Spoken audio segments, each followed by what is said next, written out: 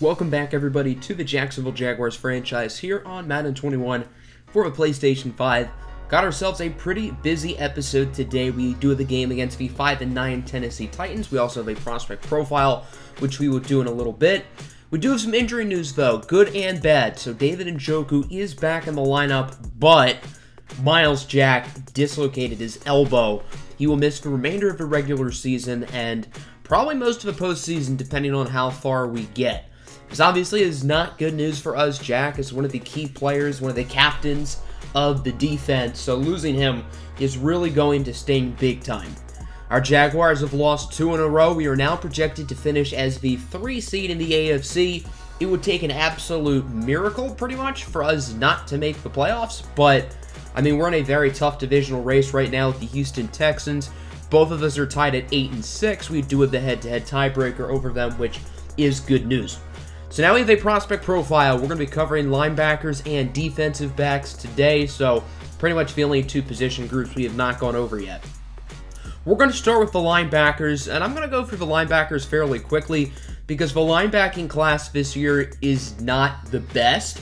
There are a few really talented players here, in my opinion. Obviously, we will go over them, but for right now, there aren't that many, so we're not going to talk about a bunch. We do have a few pieces on the linebacking core. Leighton Vander Esch, when healthy, he's good, but he's missed most of the year with injury. David Harris is a very interesting young player. Obviously, Myles Jack is very good when healthy. Rashawn Babineau, even though he's listed as strong safety, gets most of his snaps at linebacker. And even Taga Toluipupu, the second-year pro out of Hawaii. All very interesting players. The Westlake Hornets have 2 very talented linebackers in this class. The first one is outside linebacker Dylan Washington. Washington just completed his senior season, and he really improved as the season went along. He's an excellent run defender, and he can also get to the quarterback quickly because of his great bursting quickness. He has great athleticism as well, but he was only really a true starter this year as a redshirt senior. In the first half of the year, he didn't look all that good. So that does come with lack of experience, and he's not great in coverage at the moment. He has to improve there if he wants to be an every-down, well-rounded linebacker. The other really good Westlake linebacker is Ronald Benson, who declared for the draft after a redshirt junior season in which he was phenomenal. Westlake had the best defense in the country this past season, and that was anchored by Ronald Benson, who was arguably the most valuable defensive player in college football. He's also a run-stopping machine. He's a very smart football player, great IQ. He also needs some work in coverage, and he's not overly athletic, but he was the best player on the best defense in college football last year, so that really says a lot. He was also the emotional leader of that group, and although it certainly hurts that he's no longer on Westlake, I think this is a smart decision for him to declare. Some other interesting linebackers include Bobby Tatum out of Tennessee, who's projected as a top 10 pick. As you can see by his true talent, that projection is well worth it. He is an early first-rounder in true talent. And then another interesting linebacker here is Arch Westwood, part of course, the Westwood family. Obviously, Stephen Westwood is the quarterback of the Steelers. Wide receiver Carter Westwood going to be a very high pick in this year's draft, maybe to the Pittsburgh Steelers. It'd be funny if they drafted Arch Westwood as well and had all 3 of the Westwood brothers. So overall, this class isn't loaded at linebacker, but there are some very talented players. There are some good guys throughout the board here who we didn't really talk about, and I think the Jaguars could consider drafting a linebacker in this year's draft. Now on to the secondary. This cornerback class is absolutely loaded. 7 projected guys in the first round. It's also a very deep cornerback class. And at safety as well, multiple projected super high picks. I think there are 11 or 12 total defensive backs projected to go in the first round. And it's a super deep class at DB as well. So, I mean, this class is just loaded in the secondary. The Jaguars have used multiple top 10 picks in recent years on corners. Obviously, C.J. Henderson in 2020, Zaire Wiggins in 2021. So I don't think the Jaguars are going to use another super high first rounder on a corner, but they could use another corner behind those top 2 guys. Josh Jackson's okay. I mean, he's nothing special. At safety, there is second-round rookie Julius Williams, but outside of that, there's a lot of question marks. Ronnie Harrison's been disappointing, and Rashawn Babineau doesn't really play safety. He's more of that hybrid linebacker type of player. So there are a lot of really good defensive backs we're going to talk about today. None of them are projected higher than Rashawn Campbell, the corner out of Colorado, a projected top 5 pick in this year's class. Campbell's athletic ceiling, I think, is the main reason why he's projected to go as high as he is. He is fairly raw, but there aren't a huge number of red flags to his game. He also has very good ball skills as well. He doesn't have great size. I mean, 5'11" isn't short, but only 183 pounds. He's not the biggest, he's not the strongest, he's not the toughest, and he's not a great tackler, which I do think is his biggest concern. Campbell has some work to do technically, but, I mean, if he can go to the right team, then he could be an elite corner in this league. One of the other super high projected cornerbacks in this year's class also comes out of the Pac-12. It's Jalen Garrett from the University of Washington. Garrett's ball skills are even better. He's led the Pac-12 2 years in a row in interceptions, and he just does a great job of tracking the football. Had 2 interceptions in this game against Colorado. He is not as athletic as Campbell, which is why Garrett will be going a little bit later than him, but he has really good size. He's great in man-to-man coverage, and he's also a smart football player. He really does a good job of reading opposing offenses, so he's a more NFL-ready player than Rashawn Campbell, but I don't think he has the ceiling that a guy like Rashawn Campbell has. So it's really pick your poison between those top two. But in my opinion, neither of them are actually the best cornerback prospect in this draft. In my opinion, that honor belongs to Amir Olujiri out of LSU. Olujiri, in my opinion, is the best cornerback prospect to come out in a long time, maybe even better than guys like Zaire Wiggins and Jeff Okudah in recent years. Olujiri is the total package. I mean, he's very solid in man, zone, and press coverage. He's super versatile. He can play on the outside, and he can play in the nickel. He also has positional flexibility to play safety and even box linebacker. Great athleticism as well. There aren't a ton of weaknesses with him. I mean, he's just such a phenomenal prospect, but if I were to nitpick, he's not a great tackler, and there are some medical concerns with him, but when Amir Olujiri is on the field, he is incredible, and I think the medical concerns are the only reason why he's not projected as the top corner in this class. One of the more interesting cornerbacks who I do like is Jeremiah Serwick out of Texas Tech, a projected late first-round guy. He's a little bit raw, but I think he can be a really solid, versatile chess piece in a defense, and I think he'll be well worth a first-round selection. He's a tall corner. He has the measurables and athleticism you look for. He can play in the slot, but he can also play in the outside. He's not great in zone coverage, and he does not have great ball skills, but I do think a team like Jacksonville could consider him, assuming he is a late first-round pick because of his positional flexibility. The Jaguars need a long-term slot corner, which is where Serwick is at his best, but he's not limited to the slot. He can also play the outside, which is pretty useful. One of the players who recently declared for the draft, which was a little bit of a surprise, was Westlake cornerback Bob Adams. Adams just wrapped up a phenomenal redshirt sophomore season. I mean, quarterbacks did not throw the ball his way, and when they did throw it his way, it usually did not go overly well for the opposing offenses. Adams has great athleticism and quickness. He was a super good quarterback in high school. Some people think he was a Heisman caliber quarterback if he decided to stay at the position in college. He has excellent ball skills as well. He knows how to track the ball. He forces interceptions. He's not a great tackler, which is a little bit of a concern, and he has some work to do with the footwork. But he's only 20 years old, so there's a lot of time for him to develop, and I think he's a really, really intriguing pro prospect. Westlake has a number of very good players in the secondary. We just talked about Bob Adams, and now they have 2 safeties in this year's class who are really good, including Kevin Blanchard. Blanchard's a tall glass of water. He stands at 6'4". I'm sure the Broncos might be looking him at quarterback, and I wish I said that kiddingly, but, I mean, if you're tall, you're throwing in Denver.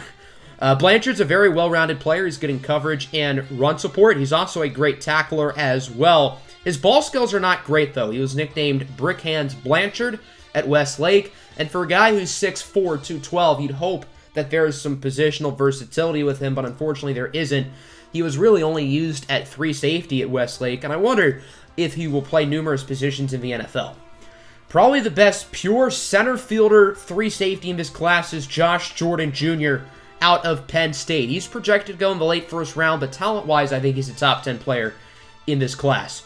Obviously, he's great in zone coverage. The ball skills are really impressive. He is not a great tackler, though. That's the only piece of his game currently that's not overly polished, but the big concern with him is the medical. Out of a possible 53 games in college that he could have played, he was only available in 33, meaning he missed 20 games. That's around 40%, which is a lot. So the medical with Josh Jordan is a concern. I think that's why he's going to go later than he should. But talent-wise, he's great. One of the most intriguing prospects, in my opinion, in this class is Darian Milton out of Notre Dame. Milton's projected to go in the top 5 of this year's class, but I'm not really sure if he's top 5 talent. Now, he is a very interesting prospect. In my opinion, he's a smaller version of Isaiah Simmons. Freakish athleticism, he's extremely versatile, and he's the true modern prototype of a NFL safety in 2022. A lot of people also view him as a Jamal Adams. I think he's a little bit worse as a prospect than Jamal Adams, but he is a really interesting player. The concerns with him is that he's not a great tackler, and he's only 5'9". And I mean, part of the reason why Isaiah Simmons is so versatile is because of his size. Simmons is around 6'4", 240 pounds, and Darian Milton is nearly half a foot smaller than that. So that kind of limits what he can do as a corner or as a potential sub-linebacker. But, I mean, he's a really intriguing prospect, but he's just too much of a question mark, in my opinion, to go in the top 5. The final guy we'll be looking at is Jock Vallone out of Westlake. Vallone is your traditional old-school thumping safety who can absolutely lay the boom on opposing ball carriers. He's a very smart and knowledgeable football player, and he has improved a lot in coverage throughout his Westlake career. He does not have great athleticism, which does limit his ceiling a little bit, and kind of like Kevin Blanchard, we only saw Vallone really play at strong safety, and I think he has the potential and he has the run support ability to maybe be a hybrid linebacker, but we never really saw that at Westlake, so we don't really know if that's the case. Overall, this is an extremely talented secondary class. There are a lot of good players who I didn't talk about. John Newton out of Ohio State is really talented. Isaiah Clemmings out of Minnesota. Christian Kumeji Jr. out of Missouri. I mean, it is absolutely loaded, and even depth-wise, down the board. You look at guys like Sean Harris and I.T. Thomas at 3 safety. Even Luka Quaigbu at strong safety out of Texas A&M. I mean, this class is just so good in the secondary. So that will conclude today's prospect profile, the final prospect profile in the regular season here for season number 3. And I mean, the offseason's not too far away, which should be pretty exciting.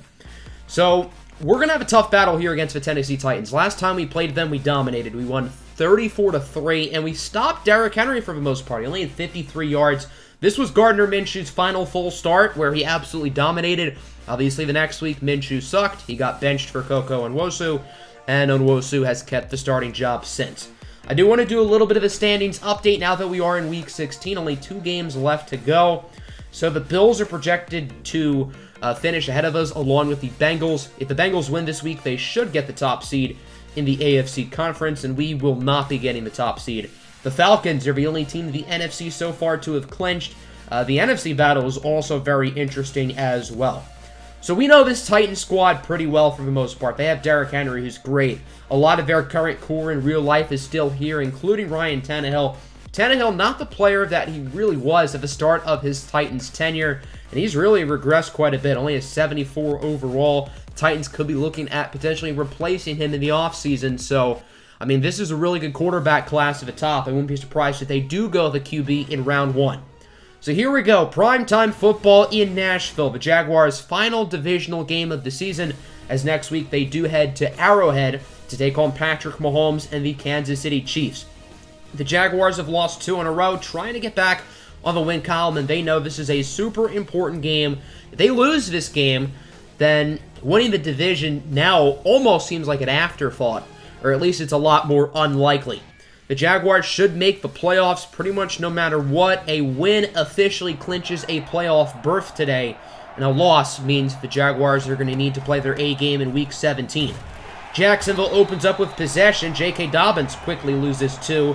Dobbins really has not been all that good these past couple of weeks. He was really good at the beginning of the year, but I'd say the past month or so, he's been fairly disappointing, and I think R.J. Ewell at the running back position, the rookie, has really outplayed him. 3rd and 12, and Nwosu's pass for David Njoku is off the mark. Njoku obviously returning after his 4-game absence. Titans now with the ball. Derrick Henry steamrolls past Rashawn Babineau. Might be a long day for this Jaguar defense. When they stopped Derrick Henry back in Week 6, that's when the Jaguars had the best rushing defense in the NFL. But now, the run defense has really not played as well in the second half of the season. 3rd and 4, deep pass here for A.J. Brown, and it's out of bounds, nearly completed. Good stop there for the Jaguar defense. They now have it on offense. Coco Nwosu on 1st down, connects up the middle with his star wideout, DJ Chark, for a gain of 19 yards. Jacksonville trying to get the pass game going, as Coco Nwosu really has not played all that well these past couple of weeks, and he's kind of come down to earth a little bit after a really good first 5 or 6 games. 3rd and 3, the short pass for the rookie out of Toledo, Casey Schock, is a success. Schock gets around 24 yards and a 1st down. 3rd and 4 now from the 21. Coco trying to get it to Njoku, but it's broken up by the linebacker, Jayon Brown. So that will force the field goal unit to come out. A 38-yard attempt here for Josh Lambo. The kick is good, and Jacksonville's on the board first. They lead 3-0. Josh Lambo's been pretty much automatic this year. He has not missed many kicks, and the Jaguars are the first ones to strike. Titans on offense now. 2nd and 10 here for Tennessee. A.J. Brown in motion on the left side. Tannehill looking to throw it. He has all day in the pocket, and he connects with Jonnu Smith for the 1st down. The Jaguars have had a good pass rush this year. Last week, however, against the Cowboys, they really struggled, not getting a single sack. And so far today, Tannehill has had all day to throw. 3rd and 7, again, plenty of time, and it's Corey Davis out of bounds at the 35-yard line for a 1st down. The Titans now are moving the ball pretty well. Handoff for Derrick Henry. He has a few nice blocks and is wrapped up at the 20 by Ronnie Harrison. Good run there for Derrick Henry. And the Titans are marching down the field. Now at the 18, back to Henry. And he's going to pound his way for a 1st down inside the 10. Derrick Henry already with 50 rushing yards today. And the first time these two teams played, Henry only had 53 in the entire game. 2nd and goal, back to Henry, and he actually loses yards. I didn't think I'd see Derrick Henry go backwards today. Rashawn Babineau with the initial contact. Julius Williams, the one who finished on the tackle, and that'll do it for the 1st quarter. Jaguars lead 3-0, but the Titans are in the red zone. Let's see if they can get a touchdown here on 3rd and goal. Tannehill looking to throw it. Excellent coverage by the Jaguars as the pass is off the mark. So Tennessee going to be forced to kick a field goal. A big red zone stand here for the Jaguars as the kick is good. And Tennessee will knot this game up at 3 apiece. So the Jaguars will get the ball back. Their offense has not been great so far today, as here's David Njoku. His 1st catch back, and he gets 15 yards. Nwosu now with 69 yards on the day. Nice. 2nd and 4 now from the 43. A short throw for Njoku, who gets the 1st down, but he's injured. It only took David Njoku a little bit over a quarter to be hurt again, so that's not particularly good news. Njoku is not going into the locker room. Luckily, he will stay on the sideline, grabbing at his left shoulder, so chances are he should be fine, but he likely will miss time throughout this game. 3rd and inches, a nice 1st down run here for R.J. Ewell. He gets 10. The Jaguars are having themselves a very nice drive. Now at the 20-yard line, getting very close to the end zone.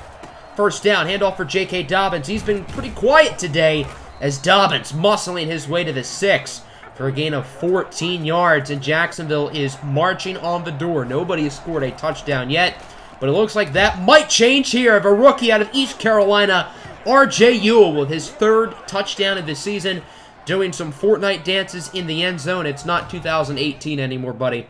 So the Jaguars now on top 10-3 after the Ewell scored.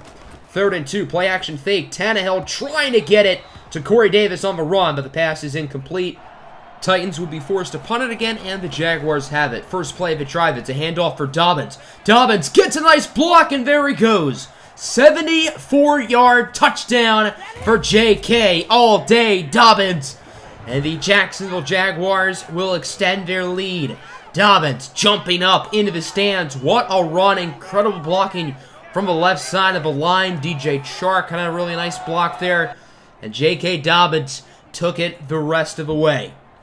Jacksonville up by 2 scores with 4.5 minutes to go in the 1st half. 3rd and 18. Tannehill under pressure from Josh Allen as the pass is incomplete. Jacksonville's defense has been really good today, and the offense has it back, trying to make it a 3-score game. 3rd and 19. Coco connects with Laviska Shenault for a massive 1st down conversion. Tough throw by Coco and Jacksonville keeps the drive alive. Now from the 29, 2nd and 10. Onwosu up the middle for the speedster, Casey Shock. Inside the 15 to the 13. 2nd and 4 now. Handoff for Ewell. Touchdown, Jacksonville. After getting 2 rushing touchdowns in the first 14 games of the season, R.J. Ewell has 2 rushing touchdowns in the first half of this game.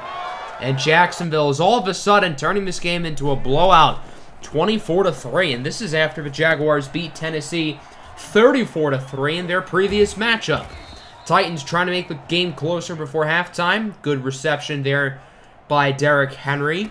2nd and 2, a minute to go. Tannehill looking to throw it. Short pass for A.J. Brown. Past midfield of a 44. And the Titans are slowly but surely moving it down the field. They only have 1 timeout, though.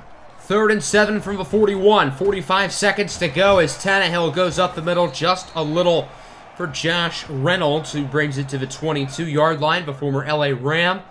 And the Titans are running out of time. They do have a timeout, though. 2nd and 10, 16 seconds to go now. Tannehill, short throw.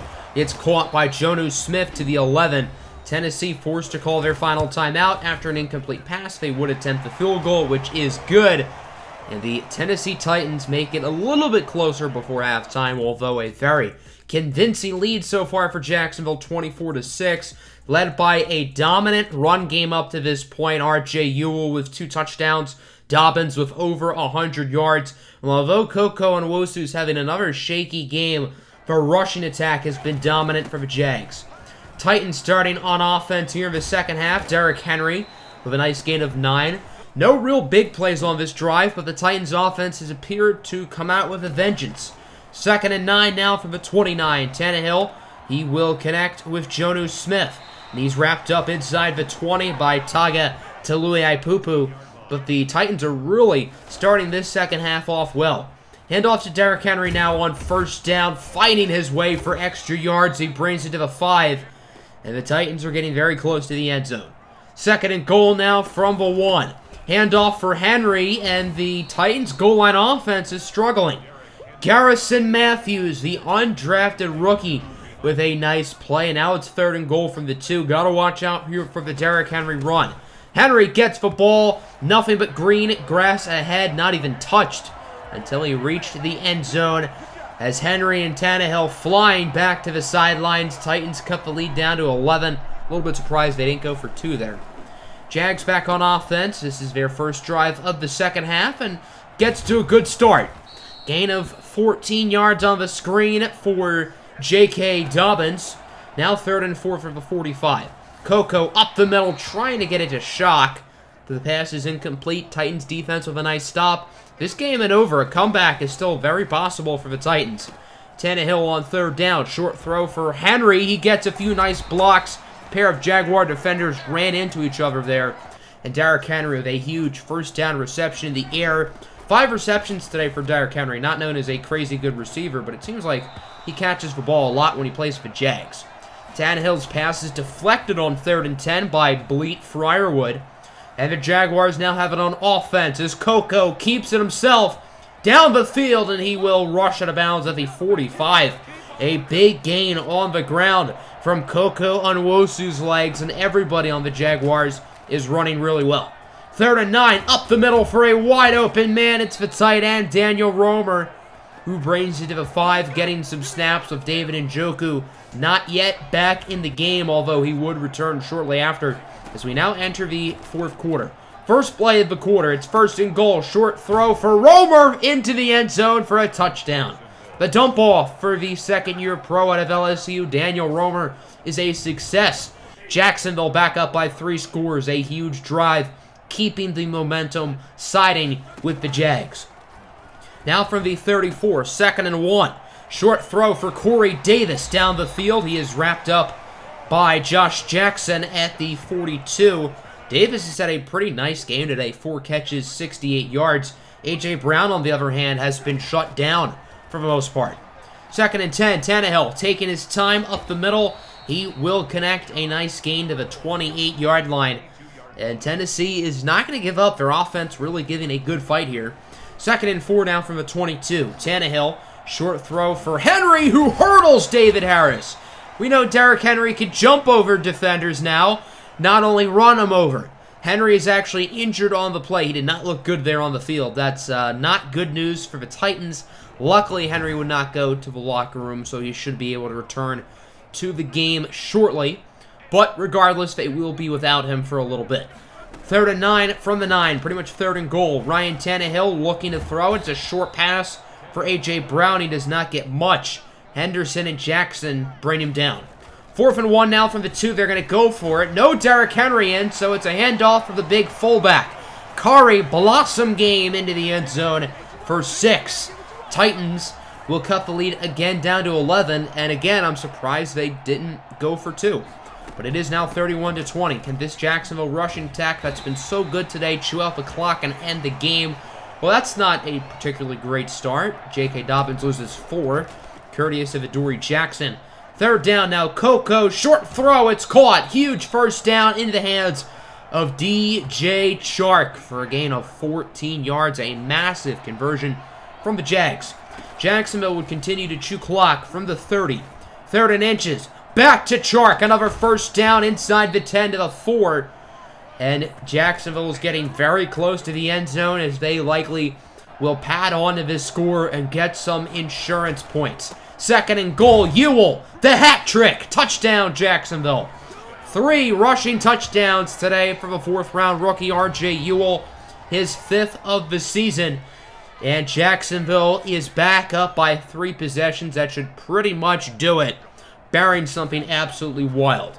First play of the new drive, Tannehill looking to throw it. Short pass is caught by Derrick Henry, pushed out of bounds by the rookie out of Oregon, Julius Williams. And the Titans are going to continue to give it their all. Derrick Henry, by the way, as you can see, is now healthy. 4th and 7, Tannehill, no time to throw it, and he's sacked. Fuller Reynoso, Fadukazi with the first sack of the game for either team. It took nearly all 4 quarters to get a sack. That's how this one comes to a close. 38-20. Jacksonville wins over 250 yards of rushing offense from the Jaguars. And for the most part, Derrick Henry was contained. Derrick Henry was still very good today. He had about 150 all-purpose yards, so I guess I can't really say he was contained, but he didn't have some of those Derrick Henry games where he just goes absolutely wild for like 200 yards and 3 touchdowns. So there you go, folks. The Jaguars have officially clinched a playoff berth at 9-6. Titans fall to a record of 5-10 as we take a look here at the box score stats for the day. Neither quarterback was great. They were both pretty mediocre. Tannehill wasn't bad. Coco wasn't bad, but I wouldn't say either of them were good per se. Running the ball, Derrick Henry had 90 yards and a rushing score, 69 yards. Nice, and 3 touchdowns for R.J. Ewell. J.K. Dobbins with 124 yards, including a very long, I believe, 74-yard touchdown. Yeah, but, I mean, we really ran the ball well today. Dobbins and Ewell both were very impressive. Nobody really stood out in the receiving game because, I mean, this game was really dominated by the run from both sides. Only receiving touchdown today was by Daniel Romer. No blocking stats because there were barely any sacks. Only 1 sack the entire game, which was like the final meaningful play, which was from Fadukazi. No turnovers as well. So the defenses really were not all that impressive, and we nearly went 2 full games without a sack. So as I mentioned earlier, we have officially clinched a playoff spot, but we have not clinched the division. The Houston Texans beat Denver 42-0 this past week, so they keep the division alive. If the season ended today, we would finish as the 2 seed, and this is the best we can get since the Bengals are already the 1 seed. We have a big game here against the Kansas City Chiefs. The winner of this game wins their division. The Chiefs are a game ahead of the Chargers, and we are pretty much a game ahead of the Texans since we have the head-to-head tiebreaker. If we lose and the Texans win, then they clinch the division. Houston plays Cincinnati this week. The Bengals are the best team in the AFC, but they've already clinched the 1 seed, so they're not really playing for anything. We obviously have a big game here. I don't know why we would rest any of our key starters. We also have a breakout player. If I were to guess, that's got to be R.J. Ewell or J.K. Dobbins. Probably Ewell. It could be Dobbins as well, considering both of them have normal development. But I hope you guys enjoyed. Next episode will probably be premiered sometime later this week. Big game in Arrowhead against the Kansas City Chiefs. Winner clinches their division. So both teams know what they're playing for. Hope you guys enjoyed. I'm out. Peace.